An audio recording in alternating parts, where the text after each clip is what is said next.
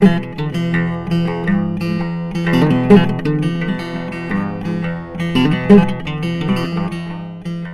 podcast series, Contextualizing Feminist Voices, is designed to provide background information for people using the Global Feminisms Project website.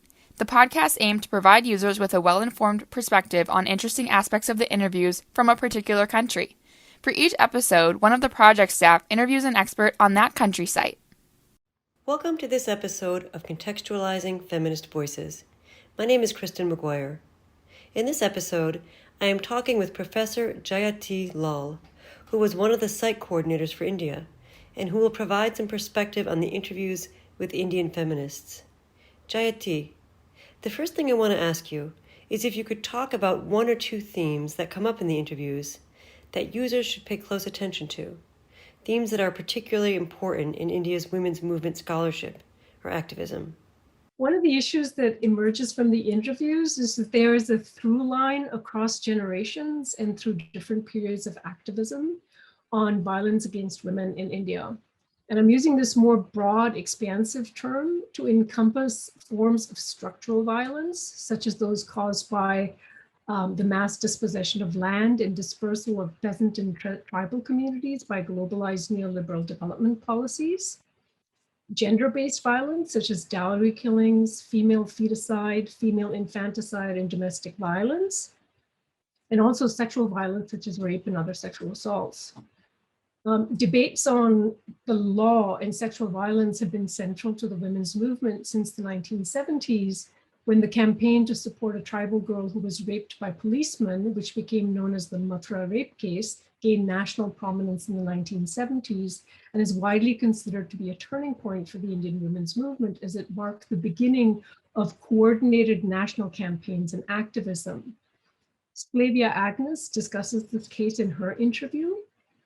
Ima Devi's interview, for example, brings up the issue of custodial rape by federal soldiers in the northeastern state of Manipur that is under control of the Indian Army, and the protests against this by Manipuri women in the 1980s. And Shahjahan Appa's activism against dowry killing emerges from the murder of her own daughter in the 1980s. Lata PM's interview demonstrates, on the other hand, how feminist activism wasn't always necessarily located in gender-based organizations and campaigns.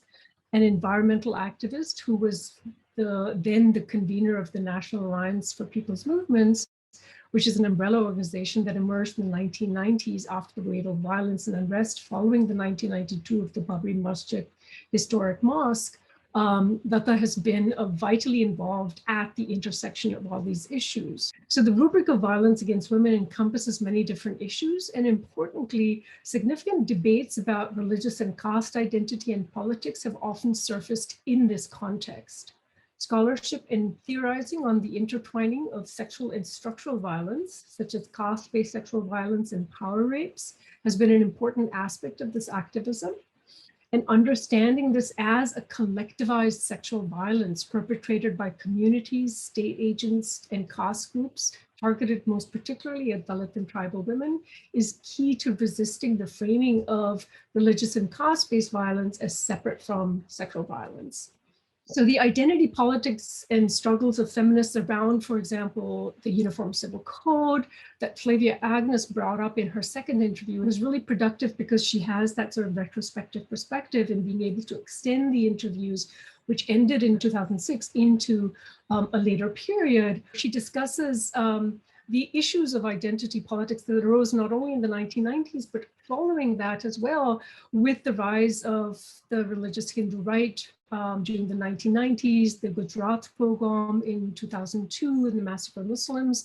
All of these issues have animated feminism because of various critical events that have occurred that demanded a political response by feminists who were at the forefront, not only in feminist organizations, but also as members of various civil society groups that drafted reports, eyewitness accounts, for example, the People's Union for Civil Liberties, which along with other organizations has also worked on issues of rape and sexual assault. So a reader of the archive should be really attuned to the various locations that feminists are in and of feminist politics in organizations that may not necessarily be focused on gender.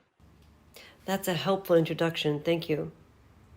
We've learned that some topics that would be illuminating about the women's movement in a particular setting don't get covered in interviews for a variety of reasons. Are there any topics that you'd like to point out for users to notice that are actually missing from the interviews? I would say that the biggest gap in silence is around the issue of caste, and I want to note the absence of Dalit feminists in the archive. While there are some references in the personal biographies of the interviewees on their caste background, the archive is largely silent on caste as an issue in feminist activism and organizing. On the one hand, this reflects the historical generation that these activists represent. The oldest were born in the pre-independence period in the 1920s. This is Maheswata Devi, Meera Desai, and Veena Mazumdar, all of whom are no longer with us. While the younger generation were born in the early to mid 60s, such as D. Sharifa and Jarjun Ette, with the rest following somewhere in between those two periods.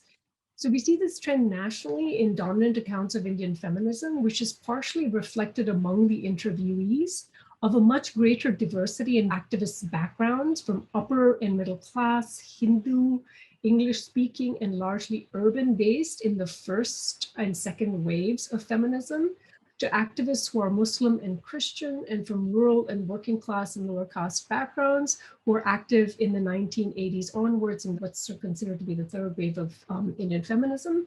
For example, PM Lata has a poignant account in her interview of growing up poor and of her awakening recognition of her lower caste as a child when she begins to see the way in which her mother is being treated by community members. But this linear progress narrative of increased caste, class, religious, biographical diversity over generations is itself reductive because it focuses primarily on activists who have gained national and public visibility and recognition, while Dalit feminists who were also active are not as visible in or represented by mainstream feminism.